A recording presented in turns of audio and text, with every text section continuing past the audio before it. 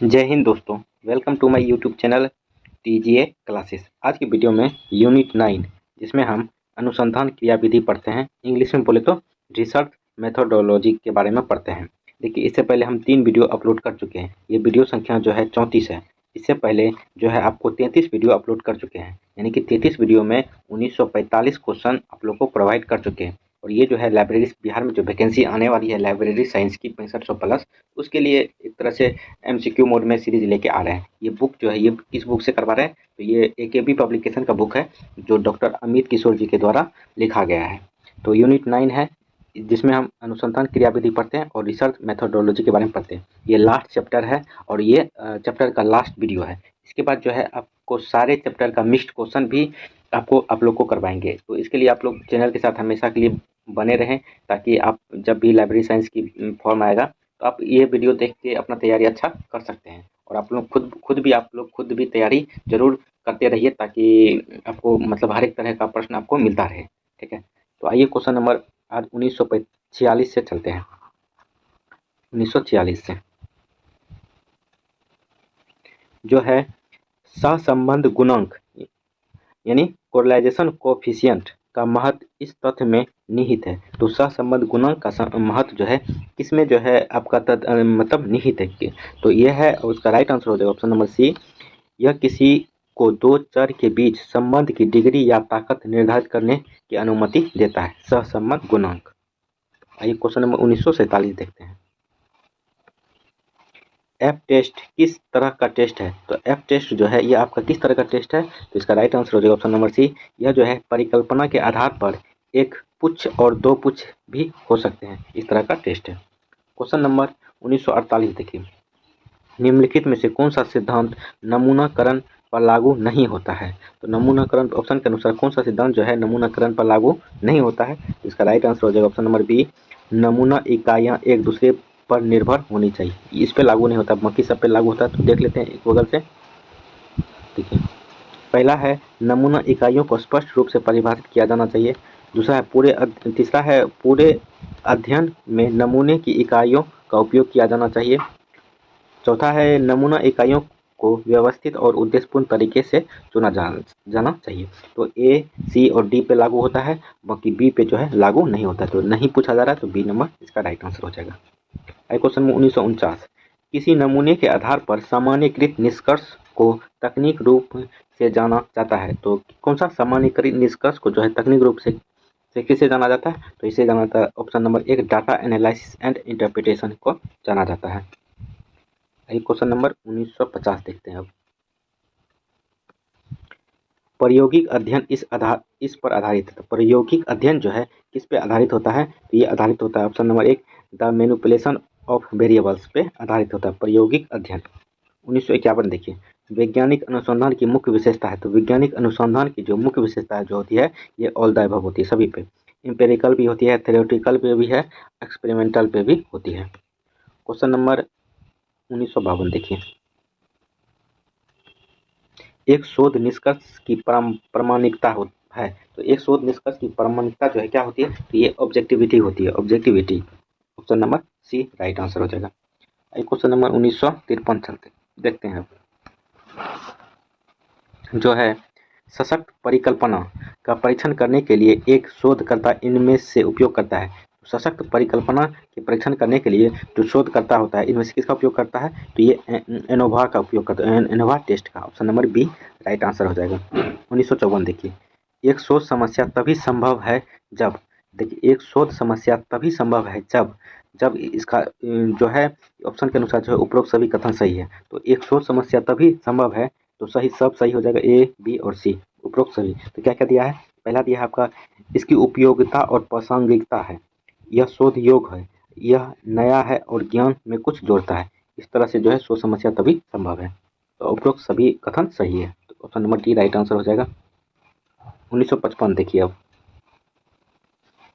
एक शोध रिपोर्ट में दी गई ग्रंथ सूची मतलब बिब्लियोग्राफी सहायता करता है। तो एक शोध रिपोर्ट में दी गई ग्रंथ सूची जो है ये आपका किस तरह से सहायता करता है? तो ये सहायता करता है, इसका राइट आंसर हो जाएगा option number B, helps those interested in the further research में जो है सहायता करता है। 1956 देखिए। मौलिक अनुसंधान निम्नलिखित की क्षमता को दर्शाता है। तो मौलिक अनुसंधान जो है निम्नलिखित में किसकी क्षमता को दर्शाता है? तो ये दर्शाता है एक्सपाउंड न्यू प्रिंसिपल को दर्शाता है। Option number B, expound new principles को। क्वेश्चन नंबर 1957 देखिए, वह अध्ययन जिसमें जांचकर्ता किसी प्रभाव का पता लगाने का प्रयास करते हैं उसे कहा जाता है। तो वह अध्ययन जिसका जांचकर्ता जो है किसी प्रभाव का पता लगाता है तो उसे क्या कहा जाता है? उसे जो है आपको एक्स पोस्ट फैक्टो रिसर्च कहा जाता है, एक्स पोस्ट फैक्टो रिसर्च। 1958 देखिए, एक अनुपात इनके बीच संबंध दर्शाता है। तो एक अनुपात जो है किसके बीच में संबंध दर्शाता है? ऑल द एबव, सभी के बीच में, पार्ट एंड पार्ट के बीच में भी, पार्ट एंड होल के बीच में भी, होल एंड होल के बीच में, तीनों। All the above right answer हो जाएगा। आइए 1959 देखते हैं। 1959 है आपका, वृत्त ग्राफ का उपयोग क्या दिखाने के लिए किया जाता है? तो वृत्त ग्राफ का उपयोग जो है किसके दिखाने के लिए किया जाता है? तो इसको option number B right answer हो जाएगा। How various part are related to the whole, इसके दर्शाने के लिए जो है वृत्त ग्राफ का उपयोग किया जाता है। 1960 देखिए, निम्नलिखित में से कौन सा कथन सही है? तो इसमें से तीन कथन दिया हुआ है 1960 में। तो इसमें से पूछा जा रहा है कौन सा कथन सही है। तो ये सभी कथन जो है, उपरोक्त सभी कथन जो है आपका सही है। ठीक है, तो पहला देख लेते हैं, शोध के उद्देश्य थीसिस के पहले अध्याय में बताए जाते हैं। सही है। दो है, शोधकर्ता के पास विश्लेषणात्मक क्षमता होनी चाहिए। तीसरा है, परिवर्तनशीलता समस्या का स्रोत है। तो तीनों कथन सही है, तो उपरोक्त कथन सही है, मतलब सभी कथन सही है इसका। आइए क्वेश्चन नंबर 1961 देखते हैं, निम्नलिखित में से कौन शोध की विधि नहीं है? तो कौन जो है शोध की विधि नहीं? तो ऑब्जर्वेशन जो है ये आपका शोध की विधि जो है नहीं है। Question number 1961 observation. ठीक है, आपका हिस्टोरिकल है, सर्वे है, साइंटिफिक है। क्वेश्चन नंबर 1965, अनुसंधान को इस प्रकार वर्गीकृत किया जा सकता है। तो अनुसंधान किस प्रकार से वर्गीकृत किया जाता है? तो इसका राइट आंसर हो जाएगा ऑल द अबव। ये सभी प्रकार से जो है अनुसंधान को वर्गीकृत किया जा सकता है। तो पहला है basic applied and action research पे भी किया जा सकता है। दूसरा है क्वांटिटिव एंड क्वालिटिव रिसर्च पे भी किया जा सकता है। तीसरा है आपका philological, historical, survey and experimental research पे भी अनुसंधान को वर्गीकृत किया जा सकता है। तो ऑल द अबव इसका राइट आंसर हो जाएगा। क्वेश्चन नंबर 1963 देखते हैं। देखिए, अनुसंधान का पहला चरण है। तो अनुसंधान का पहला चरण जो है ये आपका कहलाता है identifying and research problem. Option number D right answer हो जाएगा। 1964 देखिए, अंतर विषयक अनुसंधान का मुख्य उद्देश्य क्या है? तो अंतर विषयक अनुसंधान का मुख्य विषय जो है ये आपका होता है ऑप्शन नंबर एक, अनुसंधान के लिए समग्र दृष्टिकोण लाना। ये अंतर विषयक अनुसंधान का मुख्य उद्देश्य है। आइए 1965 देखते हैं, किसी भी शोध की गहराई का अंदाजा किससे लगाया जा सकता है? तो किसी भी शोध की गहराई का अंदाजा जो है ये आपका किससे लगाया जाता है? तो ये ऑब्जेक्टिव्स ऑफ द रिसर्च से पता लगाया जा सकता है। Option number B right answer हो जाएगा। 1966 देखिए, एक शोध रिपोर्ट में दी गई ग्रंथ सूची उपयोगी है। तो एक शोध रिपोर्ट में दी गई ग्रंथ सूची जो है उपयोगी है, किस तरह से? इसका राइट आंसर हो जाएगा ऑप्शन नंबर एक, आगे के शोध और समस्या के अध्ययन करने के लिए रुचि रखने वालों की मदद करता है।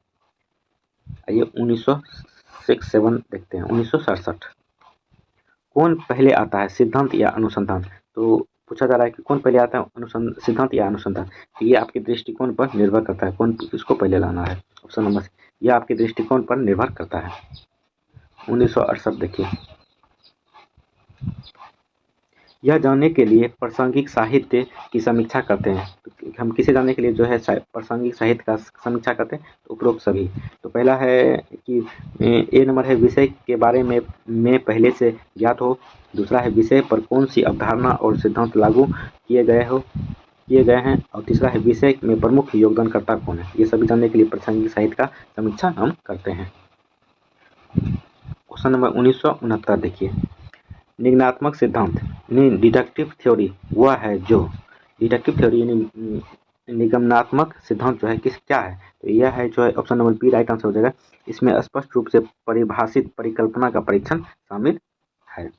1970 देखिए, निम्नलिखित में से कौन सा शोध प्रश्न प्रकार नहीं है? तो शोध प्रश्न प्रकार जो है इनमें से कौन सा नहीं है? तो हाइपोथेसिस जो है ये आपका नहीं है, बाकी आपका प्रेडिक्टिंग एन आउटकम है, इवेल्युएटिंग ए फेनोमेना है, डेवलपिंग गुड प्राइस है। ये सभी ए बी सी है, डी नहीं है, हाइपोथेसिस शोध प्रश्न नहीं है। आइए 1971 देखते हैं। सैम्पलिंग केस, सैम्पलिंग केस का क्या मतलब है? तो सैम्पलिंग केस का जो है ऑप्शन के अनुसार जो है इसका क्या मतलब होता है? तो सैम्पलिंग केस का मतलब होता है option number D, sampling people, newspaper, television programmes etcetera. ये जो है सैम्पलिंग केस का मतलब होता है। 1972 देखिए, मेथड्स इन सोशल रिसर्च नामक पुस्तक के लेखक कौन है? मेथड इन सोशल रिसर्च पुस्तक के लेखक जो है ये गोडी एंड हट है, ऑप्शन नंबर डी, गोडी एंड हट। आइए क्वेश्चन नंबर 1973 देखते हैं। निम्नलिखित में से कौन सी विशेषता गुणात्मक शोध में महत्वपूर्ण मानी जाती है? तो कौन सी विशेषता जो है गुणात्मक शोध के लिए जो है महत्वपूर्ण मानी जाती है? तो इसका राइट आंसर हो जाएगा ऑप्शन नंबर सी, नीचे से ऊपर अनुवाच्य साक्ष्य के साथ डेटा एकत्र करना जो है यह गुणात्मक शोध के लिए महत्वपूर्ण मानी जाती है। आइए क्वेश्चन नंबर 1974 देखते हैं। 1974 आपका यादृच्छिक नमूनाकरण यानी रैंडम सैंपलिंग किस प्रकार सहायक होता है? तो यादृच्छिक नमूनाकरण जो है ये ऑल द एबव के लिए आपका प्रकार का सहायक होता है। तो ए बी सी तीनों के लिए जो है सहायक है। तो ए है रीजनेबिलिटी एक्यूरेट, दूसरा है N economical method of data collection, तीसरा है फ्री फ्रॉम पर्सनल बेसिस। इन तीनों के लिए जो है यादृच्छिक नमूनाकरण के लिए सहायक है। आइए 1975 देखते हैं। 1975 है एक शोध उद्देश्य बदलते परिवेश में पाठकों के पाठ्य आदतों का पता लगाना है। इस अध्ययन के लिए कौन सी शोध पद्धति सर्वाधिक उपयुक्त है? तो इसके लिए जो सबसे उपयुक्त है जो होती है ये सर्वे मेथड होती है, option number C. Question number 1976 देखिए, टिपिट तालिका, टिपिट टेबल को डैश कहा जाता है? तो टिपिट तालिका को जो है ये आपका ऑल द अबव कहा जाता है, सभी कहते हैं ए बी सी तीनों कहा जाता है। तो पहला है table of the random digit है, दूसरा है the table used in sampling methods है, तीसरा है the table used in statistical investigation है। तो इन तीनों के लिए टिपिक तालिका कहा जाता है। क्वेश्चन नंबर 1977 देखिए, टिपिक तालिका पहली बार LSC टिपेट द्वारा डैश में प्रकाशित किया गया था? तो इसका प्रकाशन जो है कब किया गया था? इसका प्रकाशन 1927 ईस्वी में किया गया था। 1978 देखिए, मेथड इन सोशल रिसर्च जिसका जो है गोडी एंड हेट के द्वारा लिखा गया था नामक पुस्तक गोडी एंड हेट के द्वारा लिखा गया था, कब प्रकाशित किया गया था, कब लिखा गया था? तो ये 1952 में लिखा गया था, 1952 में। क्वेश्चन नंबर 1979 देखिए, वास्तविक शोध आवश्यक रूप से शुरू होता है? तो वास्तविक शोध जो है आवश्यक रूप से किससे शुरू होता है? तो ये हाइपोथेसिस से शुरू होता है, option number B right answer हो जाएगा। 1980 देखिए, वह कौन सी स्थितियां हैं जिनमें टाइप 1 त्रुटियां होती है? तो कौन सी स्थितियां जिसमें टाइप 1 त्रुटियां होती है?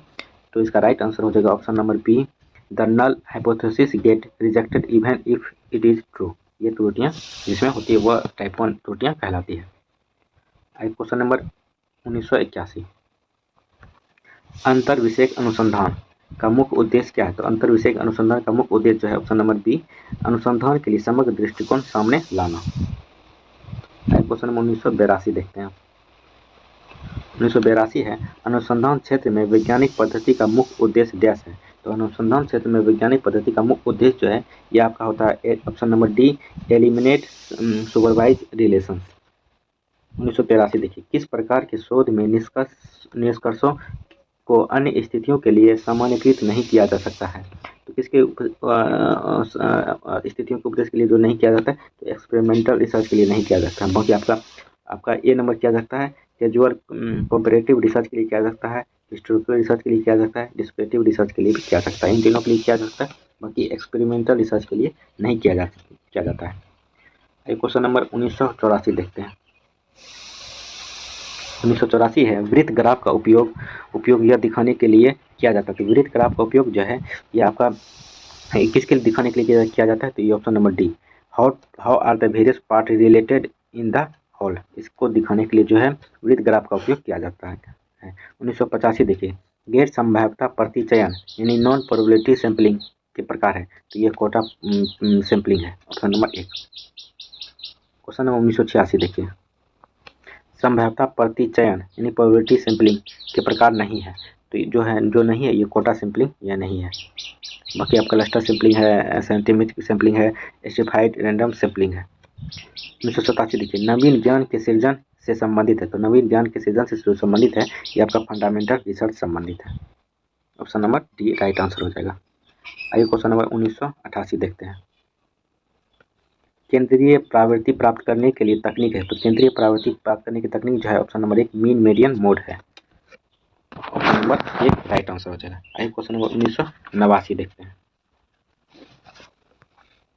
1989 देखिए, क्वांटिटेटिव डाटा के विश्लेषण के लिए तकनीक अपनाई जाती है। तो क्वांटिटेटिव डाटा के विश्लेषण के लिए जो तकनीक अपनाई जाती है ये ऑल द अबव का मेजर एंड सेंट्रल टेंडेंसी के लिए भी किया जाता है, बी है मेजर ऑफ वेरिएबिलिटी के लिए भी किया जाता है, सी है मेजर ऑफ रिलेटिव पोजीशन के लिए भी किया जाता है। क्वेश्चन नंबर 1990 देखिए, क्वालिटेटिव डाटा के विश्लेषण के लिए तकनीक अपनाई जाती है। तो कौन सी तकनीक अपनाई जाती है? तो ये सभी तकनीक ऑल द अबव। पहला है कंटेंट एनालिसिस, दूसरा इंडक्टिव एनालिसिस, तीसरा लॉजिकल एनालिसिस। इन सभी डाटा विश्लेषण की तकनीक अपनाई जाती है।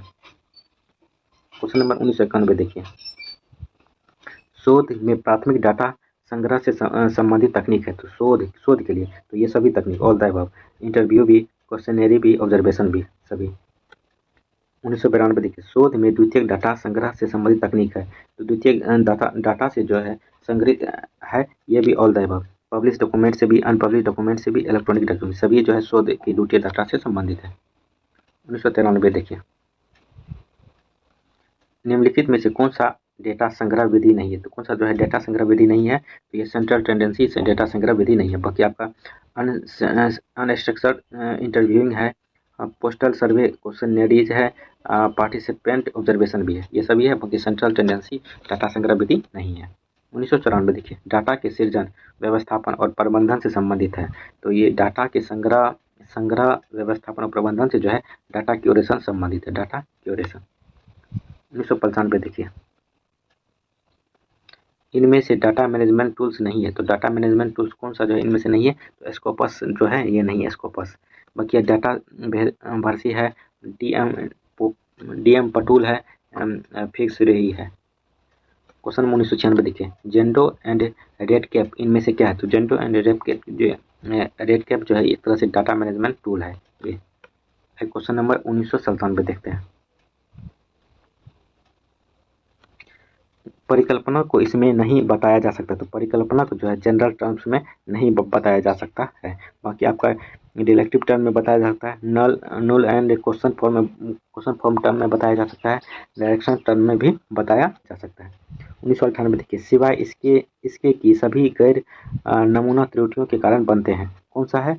इसका राइट आंसर हो जाएगा इनडिक्वेट सैंपलिंग में जो है नमूना त्रुटियों के कारण बताया जा सकता है।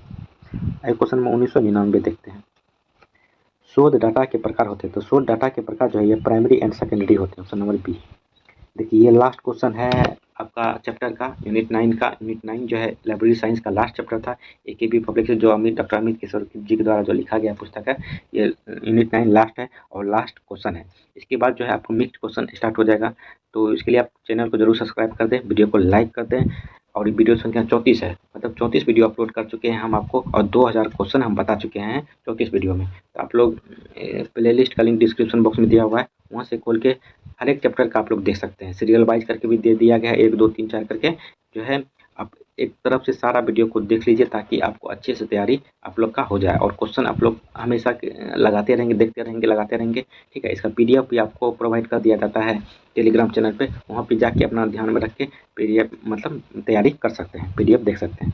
ठीक है, क्वेश्चन नंबर 200, वैज्ञानिक सामाजिक सर्वेक्षण का जनक किसे माना जाता है? तो वैज्ञानिक सामाजिक सर्वेक्षण का जनक जो है या C.H. बोथ को माना जाता है, बोथ को, C.H. बोथ को। तो टोटल खत्म हो गया आज चैप्टर। कल से जो है आपको नेक्स्ट डे से आपको मिक्स्ड क्वेश्चन जो है प्रोवाइड करेंगे। मिक्स्ड क्वेश्चन मतलब सारे चैप्टर का जो है और प्रीवियस ईयर का जो है सारे चैप्टर का जो है आपको मिक्स्ड क्वेश्चन मिलेगा। तो आप लोग चैनल के साथ बने रहें, खुद भी तैयारी आप लोग कर रहे हैं तो ज़रूर करते रहें, और खुद अपना भी तैयारी हमेशा जारी रखें। चलिए, थैंक यू, जय हिंद।